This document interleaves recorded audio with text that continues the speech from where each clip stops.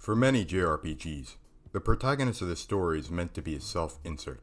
For example, at the beginning of several stories, the player is given the choice to type any name into that of the protagonist. Persona 4 Golden is one of such games, as you play as a silent protagonist who is unnamed as of the release of the original game. However, you all know his name. You all know him. His name is Narukami, not Sheldon Cooper or some dumb thing that you named him. He's Narukami. For much of Persona 4 Golden, we are hardly given any nods to Narukami's character. As I mentioned before, he's silent, allowing the other characters in the cast to take the reins of the story. The extent to which we are explicitly shown his character are the certain dialogue choices, and their small reactions to certain stimuli. For example, in contrast to Yuki, Narukami describes Tanaka's theme as cheery rather than annoying. Overall, just vague notes of his personality. However, his role in the story still helps us partially given this contrast with Adachi. As many of you probably know already, Adachi is meant to be the foil to the protagonist in the story. They were both assigned tarot cards with the number 0, the Fool and the Jester, that represent infinite possibilities, wherein Adachi rejected human connection and ended up miserable, while the protagonist embraces it. In turn, the protagonist becomes the world, and Adachi becomes the hunger. However, this element in this story is much more indicative of Adachi's story, as we can't really get that deeper part from the protagonist, because in the game his personality is just that limited. All of this is different when put into animation. For starters, he's far from silent. On a comedic note, he's constantly commenting on his friends, generally making hilarious responses. Narukami can be goofy, serious, caring, which only lends to the realism of his portrayal as a relatable character. Overall, he's just much more active as opposed to being reactive, which is much better when we're building up a personality from 0. Interestingly enough, the animation adds several key elements in addition to fleshing out used dialogue with other characters. For example, they specifically retcon the moment in the beginning of the story. In the game's original cutscene, the announcement that Yu is leaving his old high school was met with the upset voices of his old classmates. However, in the animation, they are distinctly silent. This sets up his relationship with loneliness at the beginning of the story. In addition, we start with seeing a much more quiet, reserved Yu. The show opting to have Narukami have his shirt remain buttoned rather than his classic look, up until the point that he awakens to his persona. Both in this moment, he becomes comfortable with himself and gains confidence with his friend that he's able to trust on his side. The idea of bonds is distinctly important within Persona 4's story, but establishing Yu's loneliness makes it all the more powerful. Despite being surrounded by friends, he constantly remains anxious about being alone.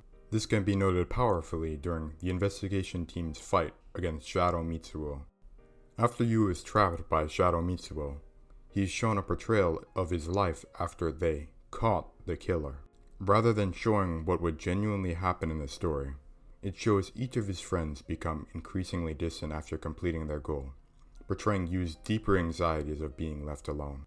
Afraid of losing the people he holds dear, Narukami becomes increasingly distraught, seeing that his group lost its purpose for existing, as their life becomes mundane, and everyone walks their separate paths. He feels the need for something supernatural to be pushing his group to stick together, despite the fact that bonds do not need to be satiated with mystery and intrigue for them to be true or strong. Only when he grabs onto Yosuke's hand, which pulls him out of the darkness of his solitary room into the TV world, does Narukami remember that bonds are not meaningless and that he is not empty.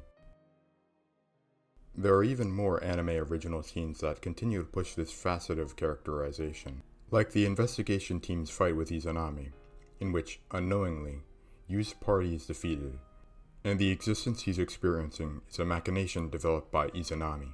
Not only is this a better portrayal of what led up to Izanami's fight, but it challenges Yu's character to see what he truly values. Was he searching for the truth this whole time purely just for the truth? Yu buckles upon seeing the reality around him, and knowingly wanted to live a lie with his friends rather than living a true one alone, as he was so utterly afraid of this outcome. Margaret slaps him to his senses, making him realize that, despite everything, all those he loves and cares about remain supporting him.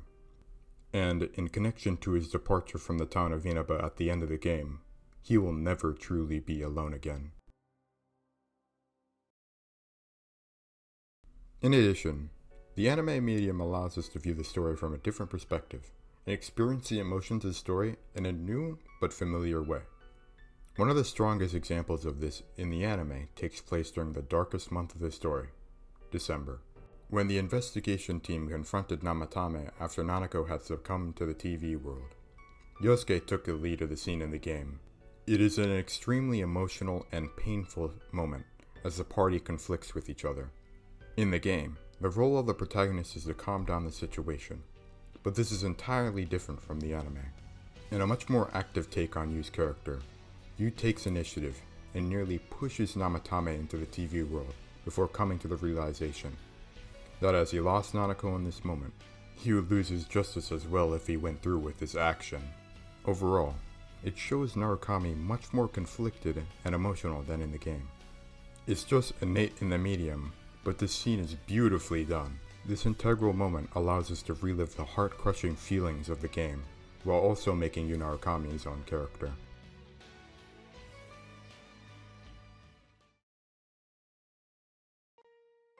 Personally, I believe it's much better to breathe life into these protagonists, rather than leaving them to the whims of the player. It allows the writers to be much more thorough with the story and expand upon Yu Narukami's character, and allow us to relate to him and see his emotions. I honestly love Persona 4 the animation, and I believe it's the single greatest video game to anime adaptation. But there isn't much competition.